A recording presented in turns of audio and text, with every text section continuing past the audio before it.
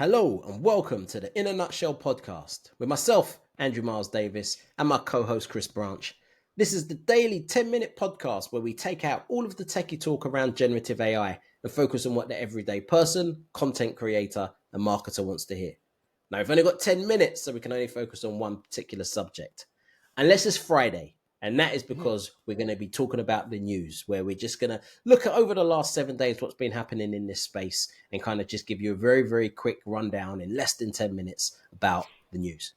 So it's been a busy week when it comes to Gen AI, but that's pretty much every single week. So this week there's been a lot of interesting things that's happening, but I think the place to start is being one of the big software updates or the big platform updates, and that is Claude 3. Claude, who we've been using now, Claude 2, has just announced Claude 3. So Chris, do you want to kind of break down Claude 3 and like the benefits or why it potentially could be a ChatGPT killer, as they're saying? Yeah, so Anthropic, which is the parent company to Claude as the model, they are all former OpenAI staff. And it came at a time where they had an internal disagreement.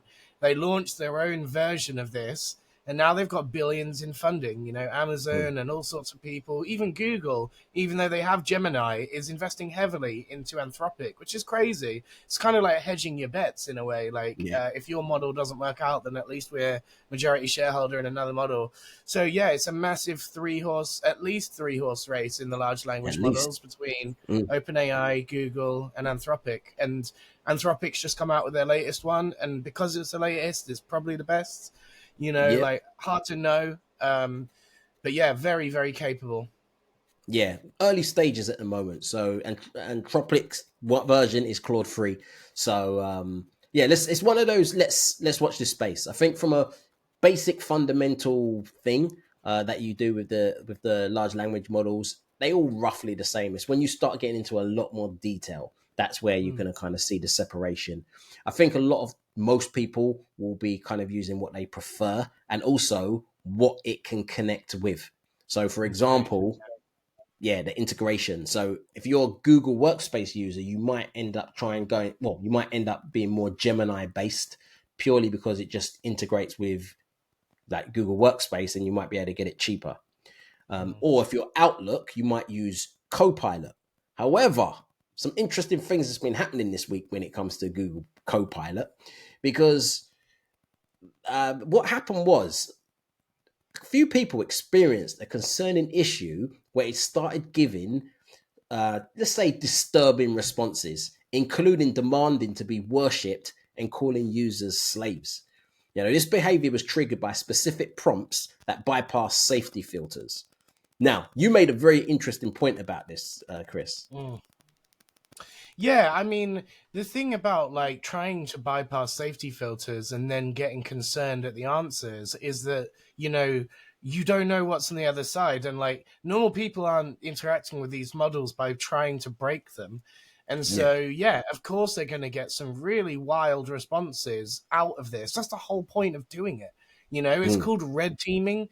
And we've seen that Sora as a model is so good at realistic video that they're having an extensive red team go over that before it comes out because it's the election year. So I'm not surprised at all that they're getting some wild answers when they're breaking a model, you know? Yeah. But yet they claim that in their headlines as being shocking. Yeah, exactly. I think all of them, they're going to have some red team in, you know. The problem is something like Google's one, Gemini, it didn't take much to get the wrong answers from there, as we mentioned a couple of weeks ago. Yeah. Now, another thing that's quite interesting, that's happened this last week is that now I'm a hip hop guy. You know, I love my hip hop music, and one of the things I like are battles and beefs. I like all that in hip hop. Obviously, we don't want to take it too far, like it has happened in the past. But I do like a good battle between two rappers. But what you're seeing is that all of this Gen AI stuff they're worse than the rappers, because what's happening now that's been happening this week is OpenAI versus Elon Musk, and where the rappers they just keep it. Well, most of the time they keep it on wax or they keep it on the records. These guys are going to Twitter to Instagram and the courtroom. You know, they're really doing it in a corporate style beef. And that is Elon Musk and OpenAI. You know, just going back and forth. Something that's just been posted like in the last few, well, I don't know if it came out yesterday, but Elon Musk is basically asking OpenAI to change their name purely because he feels that when he was there at the beginning, that it was more to do with being open and it was to let other people kind of see the code in and just see what it was about and kind of have a community build this. Where now he's saying, actually, it's not open at all. It's more closed. It's more you guys are doing stuff, not letting other people know what's happening underneath the tin. And that's pretty much like in a nutshell what the argument's been about. And he's been saying he will drop the lawsuit against them if you change your name to closed AI rather than open AI. So it's getting a bit petty now, but it's definitely AI or Gen AI beef that you're going to see, and I think you're going to see a lot of that this year. And it looks like OpenAI have already slapped back and they've released a bunch of emails that Elon wrote saying that they should actually become for profit and be part of Tesla and should be Tesla's cash cow and all of this other jazz. So let's see what the court has to say about all of this Coronation Street going on, eh? Exactly, it's definitely a soap opera. It's a Netflix series. This is definitely in a few Yeah, years' time. 100%. Yeah, but talking about security and lawsuits. There was something that you mentioned to me just off the screen where it was about the UK Home Secretary and about deepfakes. Yeah, so serious warnings are going out to the British public about the fact that you can have such realistic deepfakes. It's totally unknown to the majority of the public still, that you can quite literally, even though, big companies are getting scammed of millions of dollars, we covered that one as well, that's happening all of the time, and yet still people aren't quite aware of it yet. So he's trying to obviously give them a bit of pre-warning leading up to the election that something they may see in a dodgy Facebook group isn't actually Rishi or isn't actually this person. Mm. Yeah, that's going to happen. Like, obviously, we focus on the UK here. You're going to see this a lot. You're seeing it in America already. And as we said Yeah, many, many times, this is going to be the AI elections. But the other thing as well is that I think this is going to be the dirtiest elections that you're going to see. You know, it's 100%. And in Britain, yeah, we don't spend billions on our smear campaigns, and in yeah, America, they do. So that's yeah. just going to be cannon fodder for them, Whereas us, it will probably be more controlled. I hope. Yeah, and talking about control, India. You know, this is an interesting Yeah, thing that's happened, and big that story is this. yeah. So yeah, in fact, Chris, do you want to explain what's happened in India?